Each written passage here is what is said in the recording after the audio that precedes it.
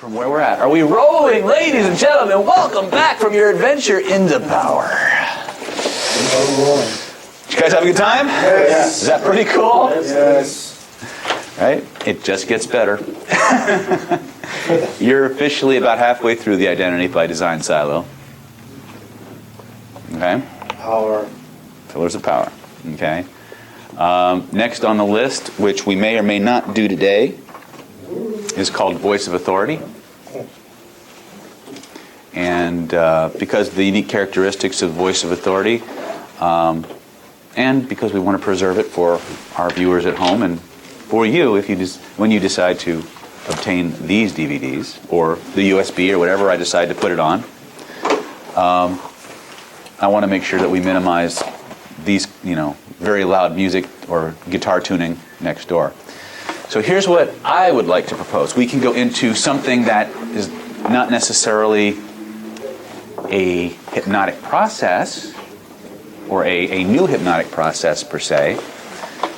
Or what we can do is we can begin to look at that list of things you wanted, and we can begin to just install all of those things, just partner up and just start running sessions on each other, whichever you would like to do. Because the key is that if you're going to do this, you all have things you want, obviously. And people who seek you out will have things that they want. So it just makes sense that you should practice what you preach on each other and then ultimately on anything with a pulse.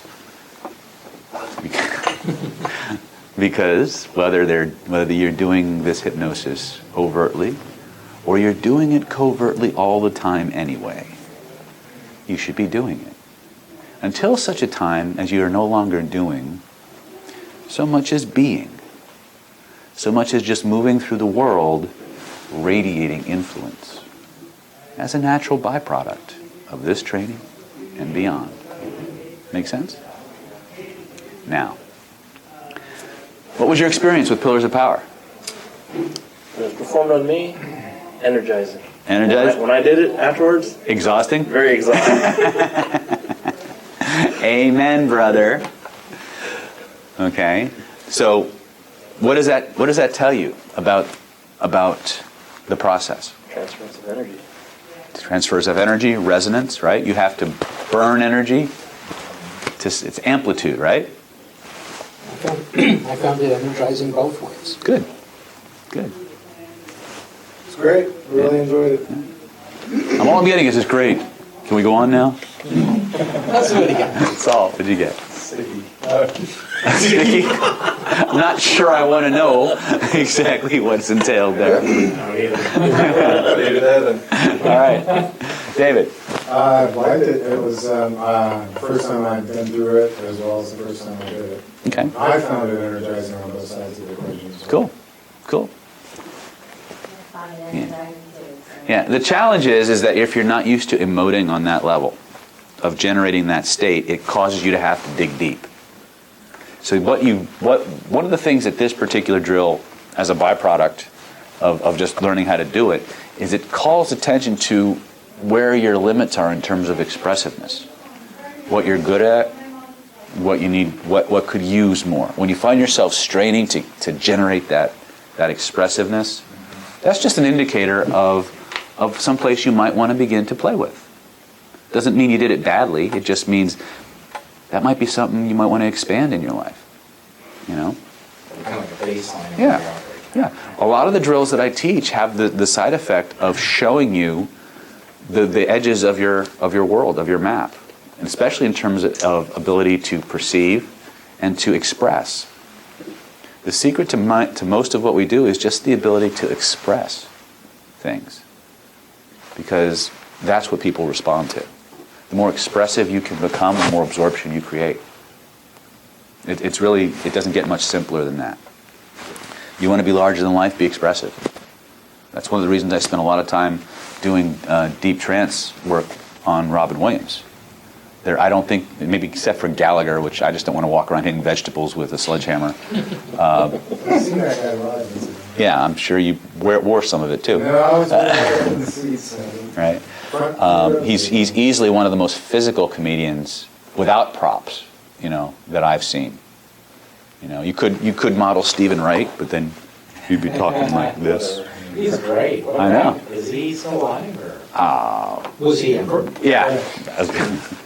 But stand-up comedy is really one of those underappreciated art forms in terms of influence.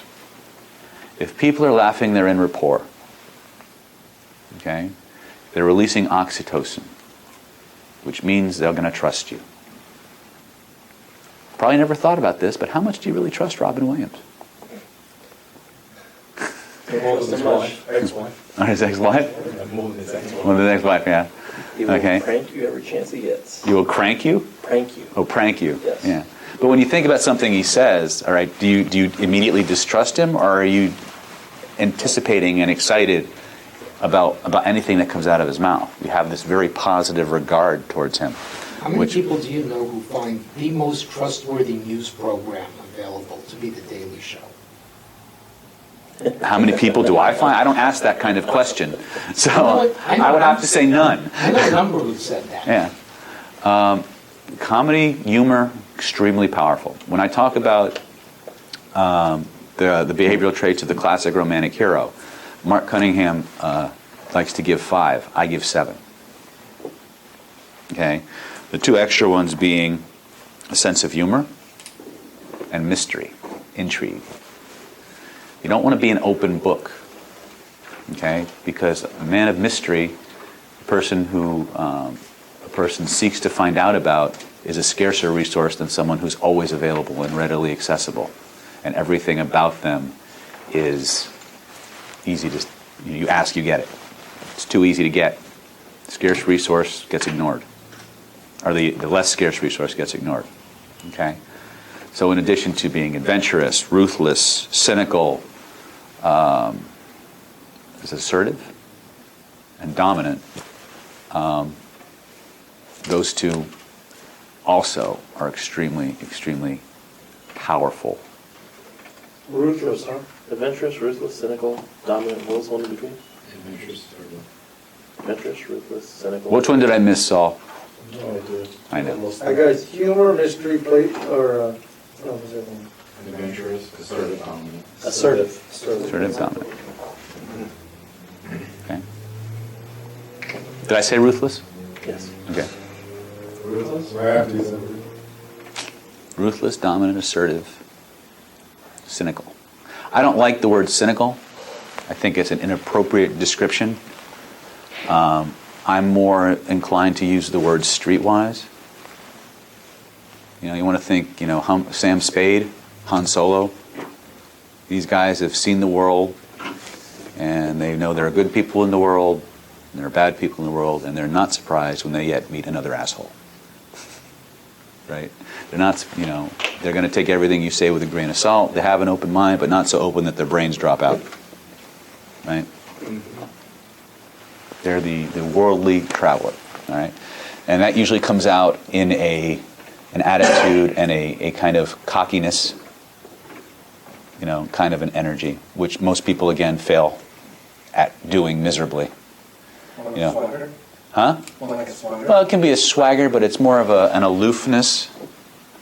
If you really want to work on these archetypes, you want to start looking at movie characters specifically. And the reason for that is they're easy to access. Okay? Sam Spade, Han Solo, Captain Jack Sparrow, James Bond. All classic male archetypes. But if you look at them from a characteristic standpoint, they all embody a core set of traits. The only difference between them is the proportions. That's it. And it's those different proportions of the same traits that give them each their unique appeal and their unique niche or their unique demographic. Right? Even look, Wesley, Princess Bride. All right? Comedy, right? Romantic comedy. Is he daring? Is he ruthless? Is he reckless? Is he adventurous? Right? James Bond? Not exactly the fun-loving type like Wesley is, right? But they're wisecracking, they're brave, they see what they want, they go for it, right? Captain Jack Sparrow. Yes? Now you talk like this if you want to. The rum is still gone. Okay? How about... what? Let's get even funnier. Let's get even sillier. Austin Powers. International man of mystery, right? You want to shag, baby, yeah. Right? Never underestimate the power of affecting a vocal tonality or accent. Because Hollywood, movies, the media have gone through tremendous trouble to anchor feelings to those voices. They are socially conditioned anchors that you can activate just by affecting something, baby, yeah. Okay? And even if it's not perfect, it's good enough. Is it not? Right? So, let's look at other classic romantic heroes. Give me one. Give me a popular actor or... John McClane. Huh? John McClane. John McClane. Die Hard, right? Yippee-ki-yay. Yippee-ki-yay, motherfucker. James Kirk. Dun, dun, dun, dun, dun. Sorry, I have a whole skit on that one. Right? If you just look at them from a characteristic standpoint, female, in deference to our token female, look at the classic romantic heroine. What are the characteristics of the classic female archetype? Are they feisty? Yeah, you bet. Right? What else? Are they smart? Yeah. What else? Huh? Cocky. Well, feisty, cocky, yeah. Right? Independent. Assertive. Sexy. Sexy. Always sexy. Right? Humorous. Yes. They usually have a quirky, like Meg Ryan, very quirky side, right? Frog is one thing. Frog? Sally Field. Oh, that's right, Frog, yeah. That's an old movie, man. She hops her own car. Yep.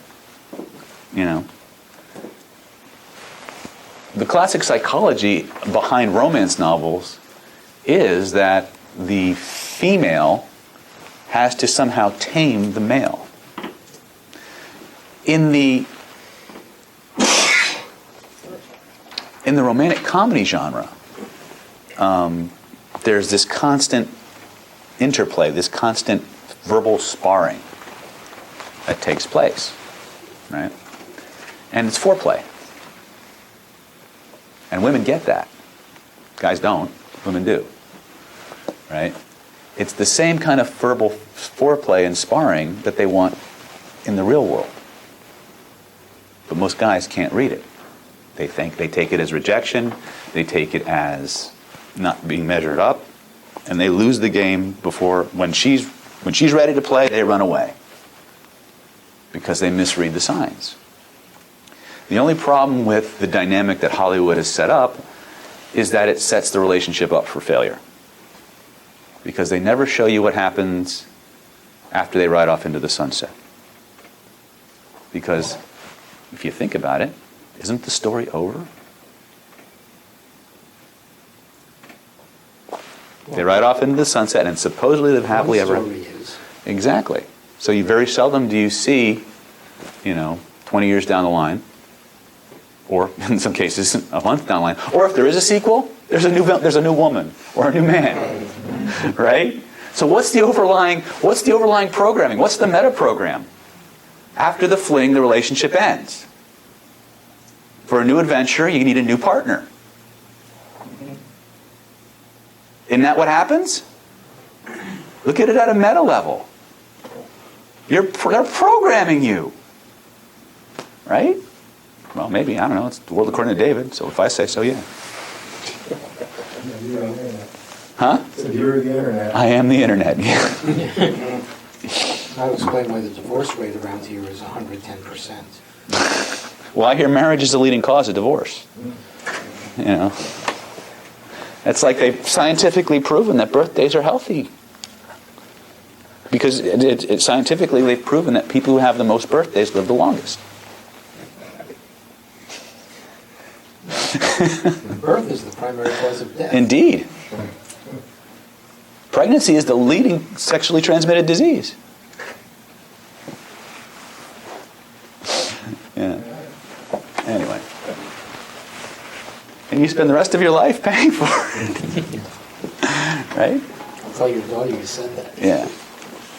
Well, she's probably heard me say it. She's repeating way too much of the things I say lately. But anyway, I don't know how we got into this whole diversion into the romantic hero traits, but I first learned about them from Mark, and then nobody seemed to be able to do anything with them. Which were the two you added? Humorous? Humor and mystery, or intrigue. Never be an open book. Never, give them a piece of information, then make them work for the rest. Right? Yes? But it's a sign, when you're open book, where it's a sign of trust. Horseshit. In Horseshit. my world, it is. When you're an open book, eventually is a sign of trust. In my world, it is. Yeah. In your world. Yeah. But you're in my world now. But if you start, And it's been a fun ride, hasn't it? If you start as an open book, who are you trusting? If I started as an open book, I'm trusting myself. Okay, we're going in the wrong direction here, so let's just change this. Okay. The bottom line is, the scarce resource has more value. Okay? Do you appreciate it? Huh? I want to have more chapters for them to read. Well, let's put it this way. If you give somebody a little bit of something and make them work a little bit for their next piece, they savor the next piece more. Now they have to chase it too. And they have to chase it.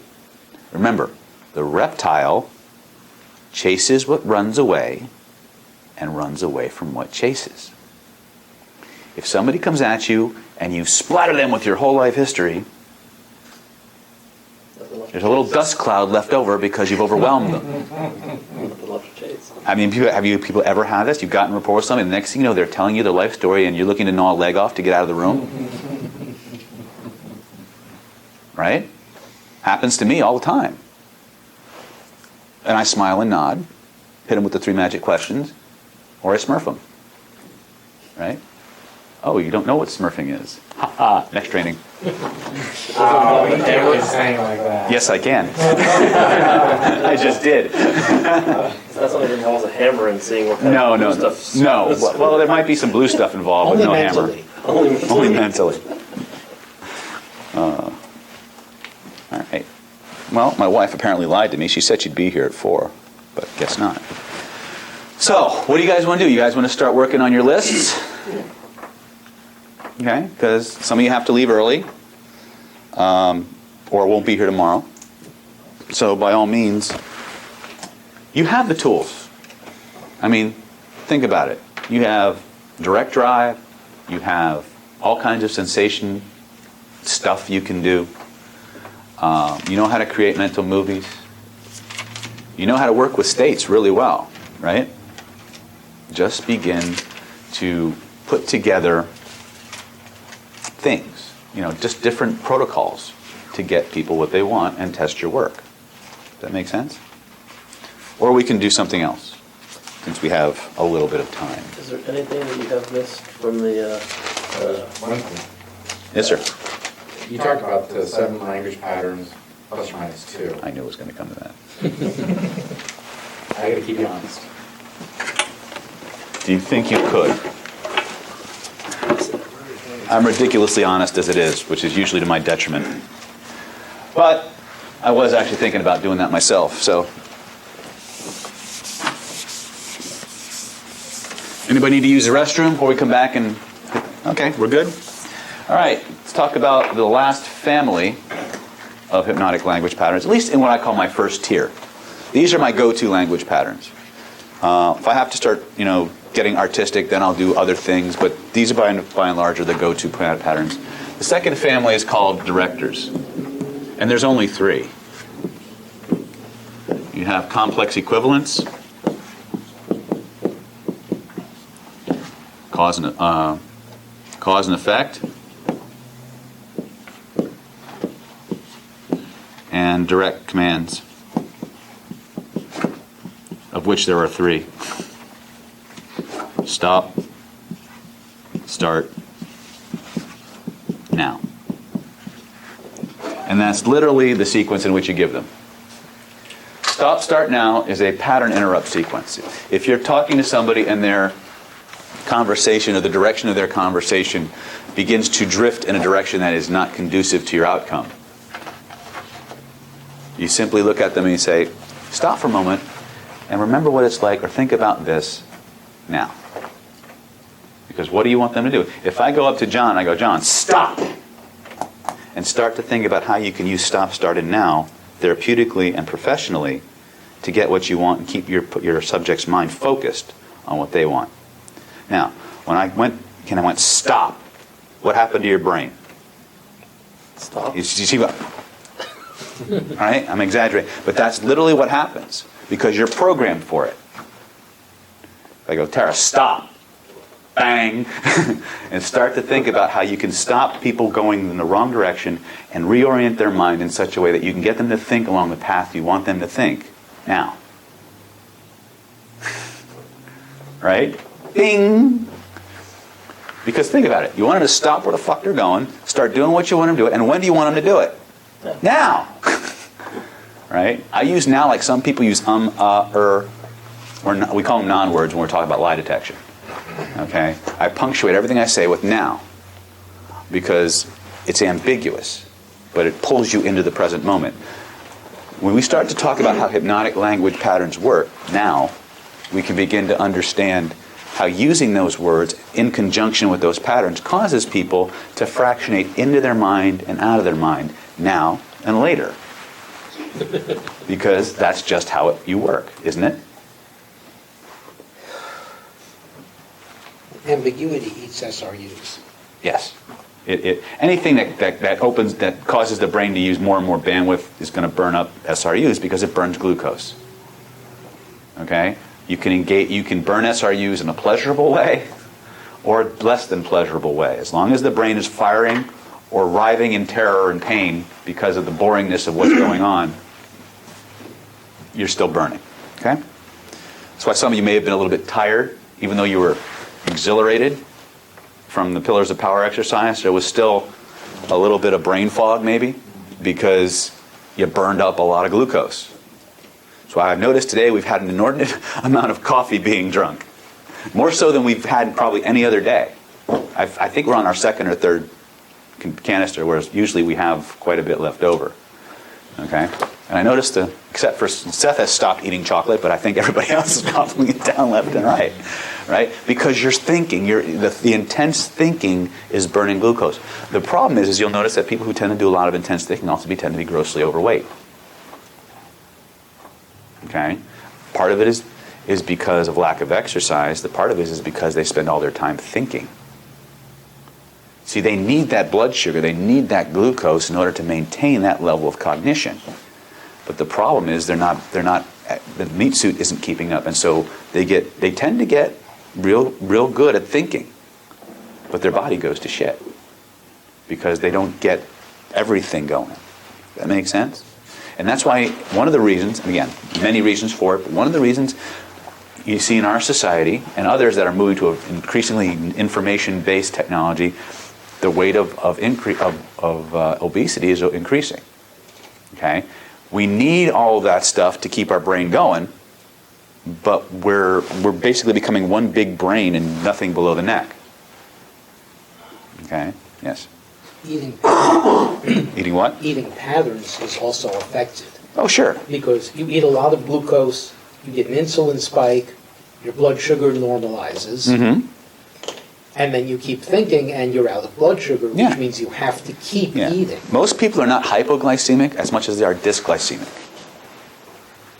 Okay? Hypoglycemia is just low blood sugar. Hyperglycemia is the opposite, obviously. But most people have such erratic blood sugar. That's dysglycemia. That's not one or the other. That's sometimes it's high, sometimes it's low. Okay?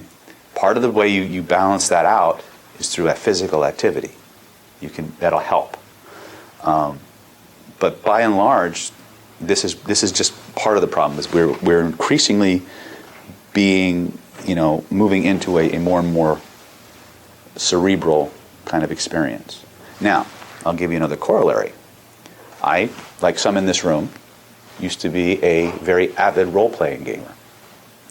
You may notice that people who gravitate to those kinds of activities tend to be extremely overweight as well. There's a certain profile that gamers have, right?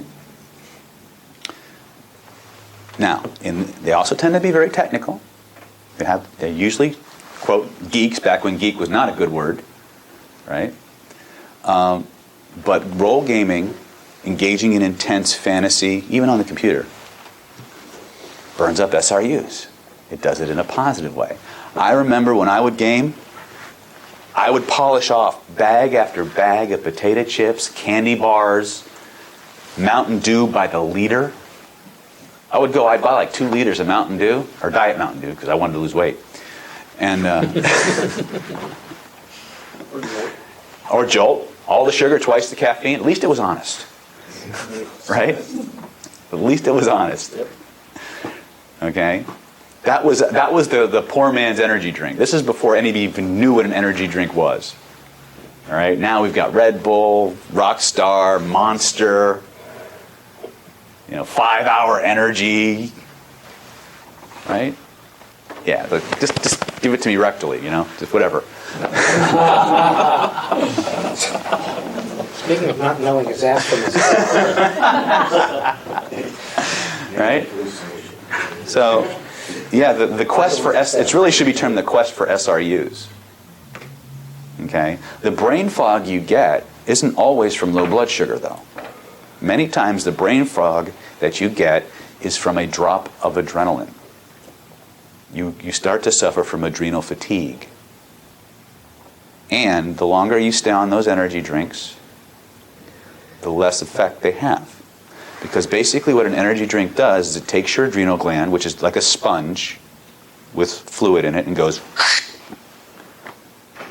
and the next drink you have makes it go. Well, you keep squeezing a sponge, and eventually there's nothing left in it. And so what happens is you'll reach that point of no return, or diminishing returns, where the next energy drink makes you exhausted. You may be too far gone to realize you're exhausted, but that's what happens. The other byproduct of adrenal fatigue is craving sweets. You will start to crave sweets. And you will lose whatever SRUs you had left. So it's a horrendous cycle. Okay? And really the best way to break it is to stop taking the energy drinks, get more sleep, and get more sleep, and stop drinking these stimulants, okay? I'm not saying don't, I'm just telling you that it's your life, but know what's going on. Know what you're doing to your body and make an informed decision. And know that many times that sweet craving that you have isn't from low blood sugar, it's from adrenal fatigue. Okay? Most people in this country are suffering from some level of adrenal fatigue, usually pretty bad. Okay? But I guarantee you the guys running around with all these... I couldn't believe the day I saw a 64-ounce Rockstar. I'm like, what in the hell are you thinking? Just an equivalent to the 2-liter bottle. Why don't you just take the jumper cables, attach one end to the battery in your car and the other 10 to your testicles and just pray? Okay? Because, I love Rockstar as well. Actually, there's one Rockstar that I do drink. It's the orange one that has no sugar. And I had to stop that, too. Because, like anything worth doing, I was overdoing it. Okay? But these are things that affect our SRU count, and we simply don't realize it. Okay? on another, I won't get into too much of the game. I love role gaming. It's still one of my favorite things to do if I ever get the time. And I used to use that as a way to figure out how to outsmart people. Because one of the things about role-playing games is you're given this scenario and you got to figure out how to come out on top. So I would cheat. I would stop playing the game and start playing the player. I would start thinking. I would come up with really cool scenarios on how to win stuff, because there's always a die roll that separates you from true victory. And anybody, as we say in that world, anybody can roll a 1 or a natural 20. Right? And then the whole world shifts.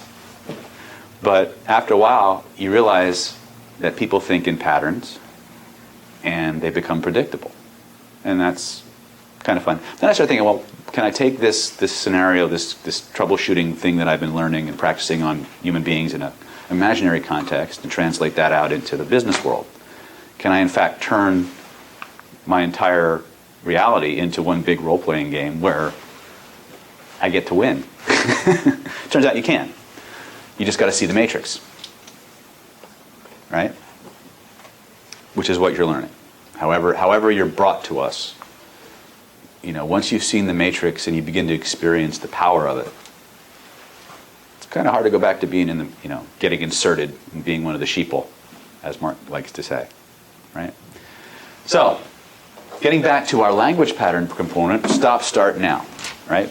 So what you're going to do now is you're going to start focusing on this as an entry point into some kind of pattern that you want to weave, which we'll talk about also, pattern weaving, if we have a chance.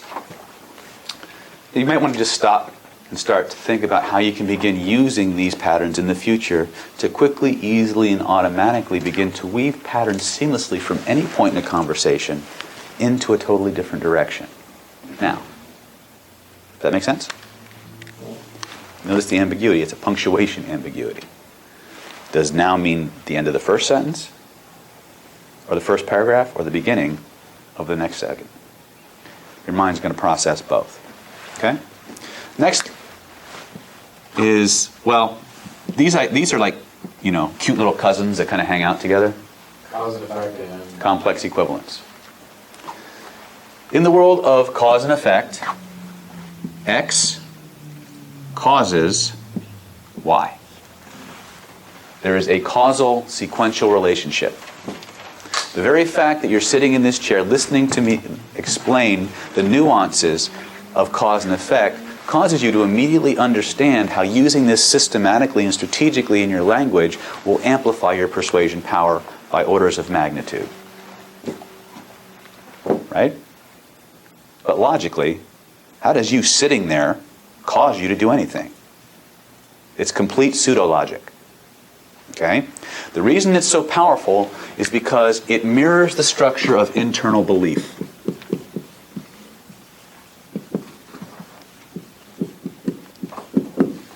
All beliefs are stated linguistically and cognitively in cause and effect terms. So when you use a cause and effect statement, it will be interpreted as a belief. Your brain will apply the rationalizing aspects of it to your language, and you will simply accept it. Even if they're amazingly outlandish, you will actually try to find some way to make it make sense. The example I like to use often, and you'll find when I'm describing these kinds of language patterns, I am deliberately making the examples ludicrous and nonsensical. So don't think if your bullshit detector starts going off that you're suddenly smart. I am pushing the limits of these just to show you how far you can push them, and still your brain will try to make it work. When the language that you're using is actually truly plausible and probable, it's unstoppable. Now, when you think about it, doesn't that make sense? No. No, it doesn't. But it sounds perfectly plausible because I'm using cause and effect complex equivalence terms. Okay? So, I'll give you a really, really cool example. Just enjoy it.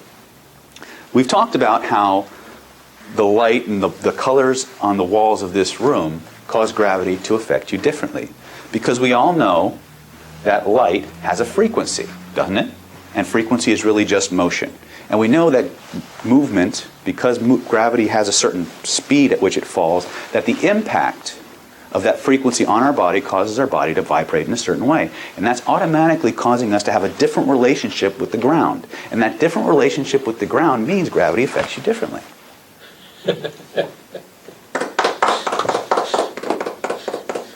Now everybody's sitting here going, okay. Even though your bullshit detectors were going off within seconds of me speaking, the longer I continued to talk, the more shit started to make sense. Right? And it was complete and utter nonsense. It was complete and utter pseudo-logic. And a lot of it was even just plain illogic. Right? But because of the structure of the language I was using, your brain begins to put it together. It begins to find one or two hooks where it can start to impose its own trance logic. Okay? And all I did then was stick in a few complex equivalences. X means Y, which we'll get to in a minute. And all of a sudden, things started working. Yes? You can feel free to try and disagree. Okay? But you can't, because we all know it's true, right? I did it again. Okay? So, now, the idiosyncrasies of cause and effect language is X is usually a pace, and Y is usually a lead. What is a pace? Mr. Steve, what is a pace? No idea. You have no idea what a pace is? Didn't you crew for Tony Robbins? Did he teach you anything? A little bit. All right. John, what is a pace? I also don't know. Were you not paying attention during any part of the early part of this week? Well, I was. Oh. I have great notes. Who here remembers when I was talking about pacing and leading? Oh, now you remember. Okay. Eric, what is pace? Pace is basically when you're setting up time, how fast you're going. Not even close. Not even close. Thank you for showing me just how good a teacher I truly am. I'm going to go hang myself from the shower curtain rod now. It's not complex equivalence? It's okay, there are no shower curtains. This is like getting into report. Please just shoot me now. No, come on. Okay. She's right. I know, I expect you guys to know it. It's for the new people. All right, let's go into this real quick, okay? I need more coffee and sugar, please. And an IV. We may need a rectal probe. A pace is anything that is sensorily or cognitively,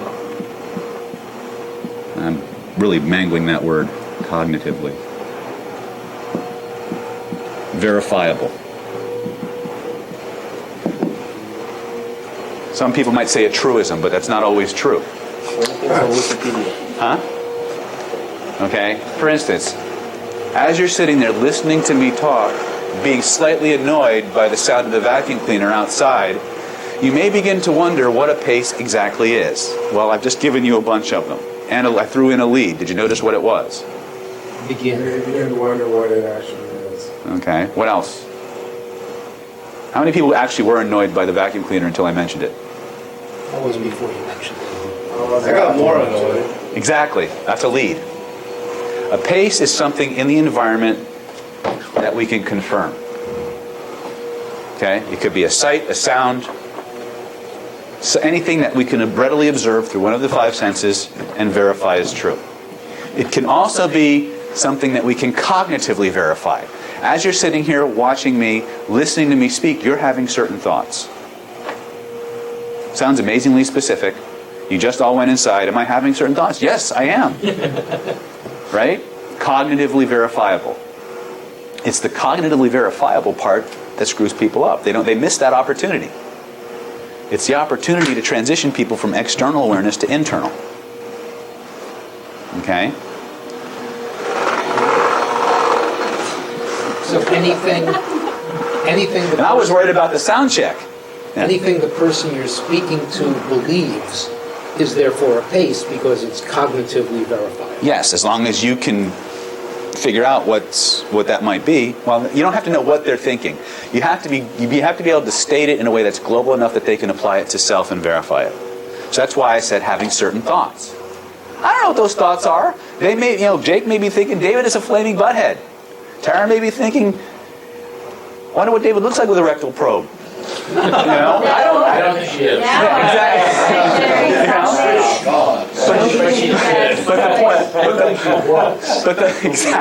But the point is, whatever you were thinking, they were certain thoughts, right? So when I say, and you're having certain thoughts, yeah, fuck you. Anyway, certain thoughts is a pace. You can verify it is true, but because I was specifically vague, you filled in your own details. But it's still true. It's still verifiable. Does that make sense? So we can leverage that, and we go into what we call psychical pacing and leading in CPI, where we really just start riffing, and every pace becomes a lead. And every lead becomes a pace. And before you know it, you're off in Middle Earth and you don't know how the hell you got there. Okay? Really cool shit. But the most nuts and bolts aspect of it, anything that we can sensorially verify becomes a pace. Anything we can cognitively verify becomes a pace. Anything we say that pace causes is our lead. Okay? So simply listening to the cessation of the vacuum cleaner causes a tremendous amount of relief because now you can hear me more clearly. Don't you? Makes perfect sense, right? Does it have to? No. Because simply listening to the sound of my voice causes everything you've accumulated and learned up to this point to become 10 times more powerful. And that means not only are you becoming incredibly powerful hypnotists, you're also becoming 10 times sexually more powerful. And the very fact that that's seeping in and making you more powerful as a lover and a romantic hero or heroine is something you really want. Now, are you going to fight me on this?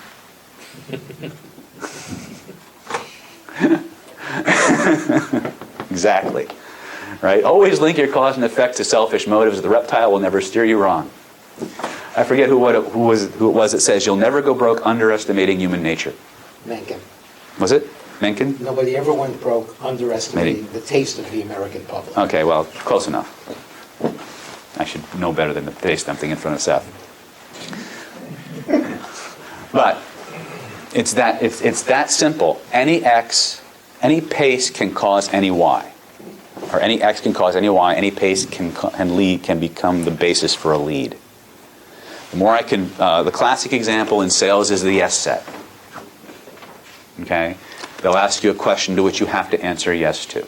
And then they'll ask another one, and then they'll ask another one. Before you know it, you've got cognitive inertia, and you just keep saying yes. The reason you tend to trust news anchors or believe what they say isn't because they're extremely trustworthy. It's because everything that comes out of their mouth is a pace. They're just restating what's sensorially or cognitive or verifiable in front of you. And after a while, your brain just automatically defaults to this is true, that's true, that's true. Before you know it, you're off in Middle Earth because you're not sure at what point the truths that you were verifying became things that you were just creating because you were told to. Okay?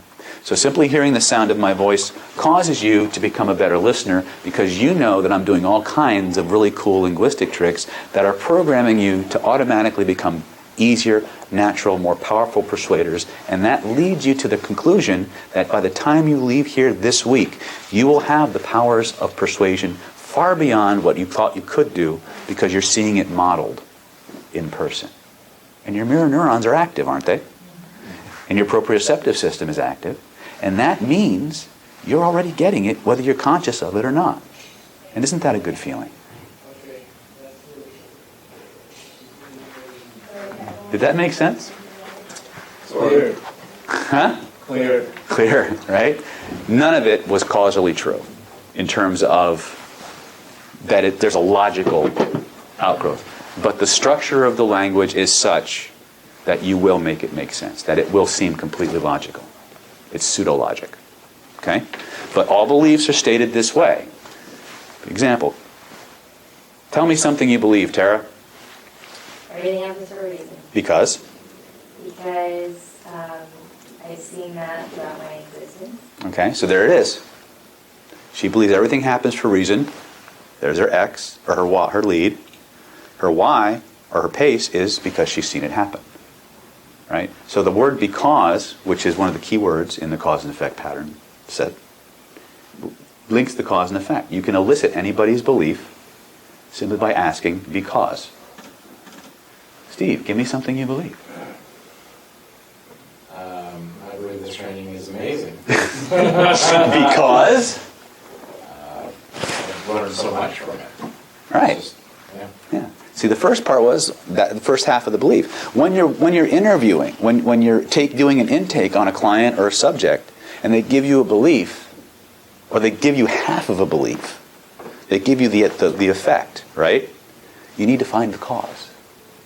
So you simply plug in because, and they'll give you the other half.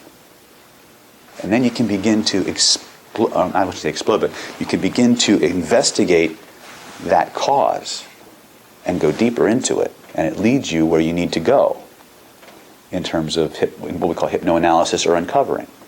Does that make sense? So you can use this not only to implant stuff, to become across as incredibly credible and trustworthy and make perfect sense, even when you're not.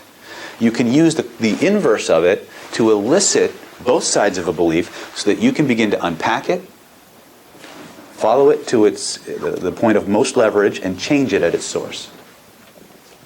Does that make sense? Apparently the wife did not get the come in sign. Anyway,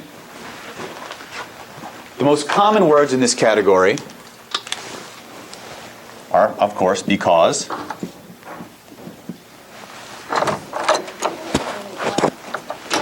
causes, allows,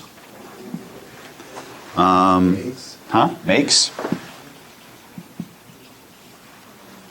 Give me any others? Therefore. Therefore. That's more implied cause and effect, but still within the category of cause and effect. Creates. Creates. Initiates. Initiates. You guys are much more eloquent at this than I am. As a result. Could be. That's more implied, but, well, that seems pretty direct. Or as a result of. Yeah. Okay? So you get 1, 2, 3, 4, 5, 6, 7, 8. That's good enough. Are there many others? Of course. But think of all the really cool suggestions you can begin to create just as a result of knowing these words and what they do. Doesn't that just make sense? Steve's like, I don't know if I should answer or not. Is he mind fucking me? No. Okay. So, the structure, X causes Y. X is your pace, Y is your lead. The most basic thing you want to do is find something sensorially or verifiably true in the environment, tell them what that causes to happen. Okay? Now, you guys want to practice writing these first before I get into the last language pattern, or do you want it to just go right into complex equivalence? Okay. So the relation, okay. You got these words? Okay.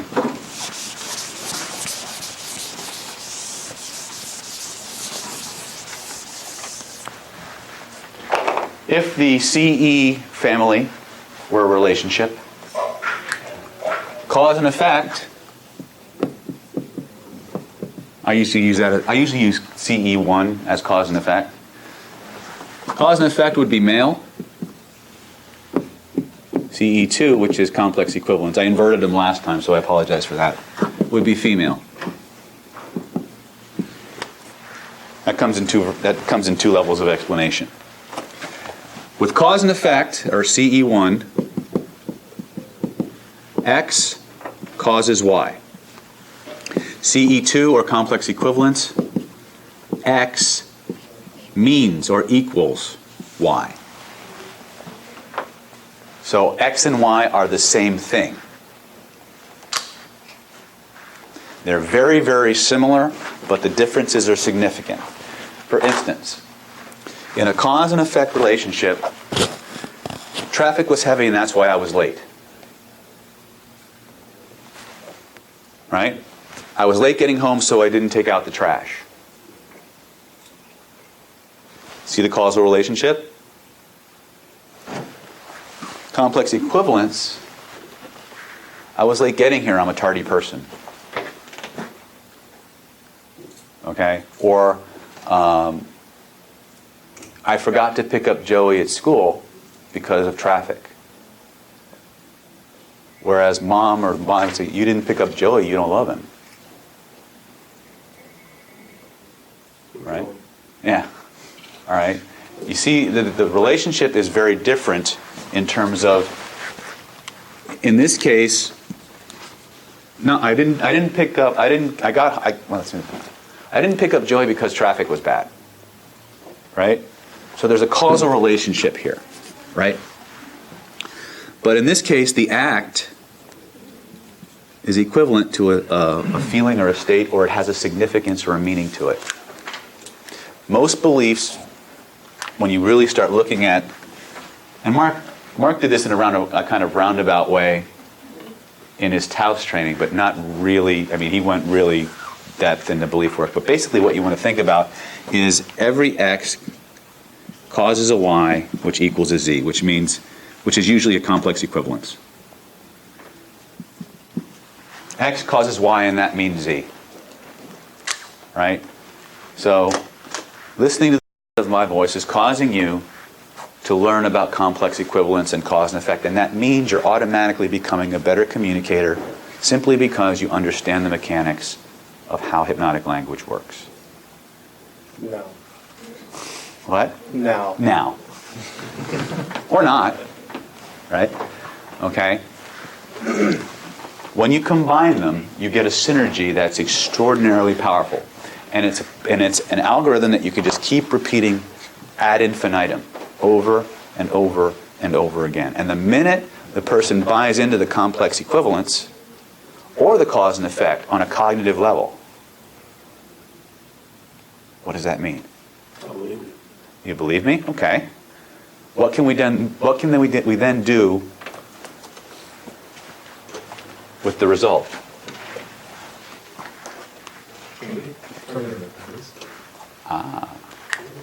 If it's sensorially or cognitively true, it's now a pace, isn't it?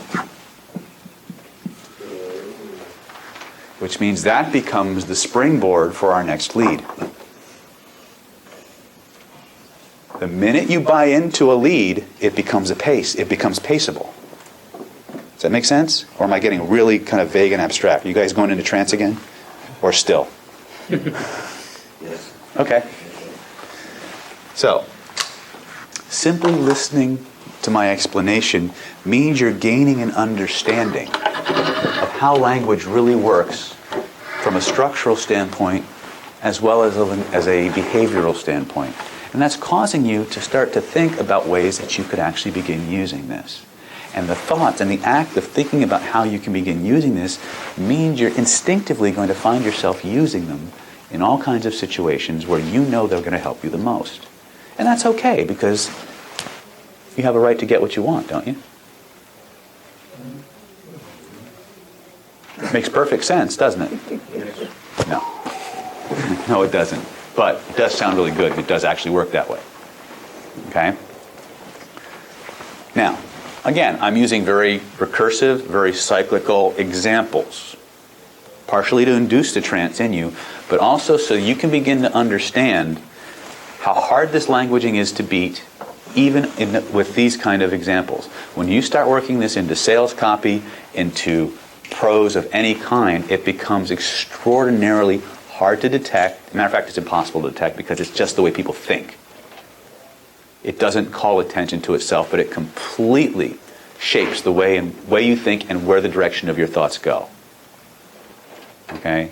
It's extraordinarily powerful. So what you're going to do now is you're going to get three sets of 3 sentences. Oh, where have we seen this exercise before? Right? You're going to take 3 sentences of the complex equivalence category, 3 sentences from the cause and effect category, and 2 or 3 examples, and plug in the stop, start, and now wherever you find it appropriate. And remember, strategically, the stop, start, now is designed to stop whatever process people are currently engaging in and get them started on a new one. Be strong when you use the stop. Don't gild the lily. Don't try and soften the stop. This is one of the few times where I'm going to tell you not to soften. You've got to say, John, stop, and start to focus on what I'm telling you. Now, okay? Some people who are afraid, who are a little uncomfortable with confrontation, have tried. And as a matter of fact, it's in some of those early YouTube videos where one of the ladies is saying, well, could I say, well, if you thought about just stopping? I say, no. Stop. Okay? Just like you would tell a 3-year-old or a 4-year-old who's about to jump out in the street, stop! And get that cognitive stoppage. It's going to create a small window, and then take them where you want them to go. Okay? 3 sets of 3 sentences. First set is simply to imprint within you the structure of the language. They can be generic. They could be application specific. I don't care. The second 3 examples are in the form of hypnotic suggestions that if you're going to use hypnotic suggestions, these hypnotic suggestions to get people better at using these patterns, this is what you would say. This is what you would want said to you. Make sense? Third set are application-specific examples that have this structure in them.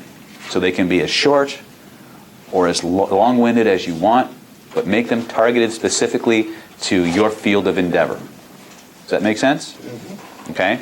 So what we're going to do is we're going to write these down. We're going to take maybe 7-8 minutes. Shouldn't take you long at all. Keep your examples very short. We're going to do our hypno gangbang, and then we're going to come back and we're going to talk to you about what we've got coming up for the rest of 2013 and some of the offers we've got coming up that you can take advantage of and further your knowledge if you want to. Don't you? Right. Go to work.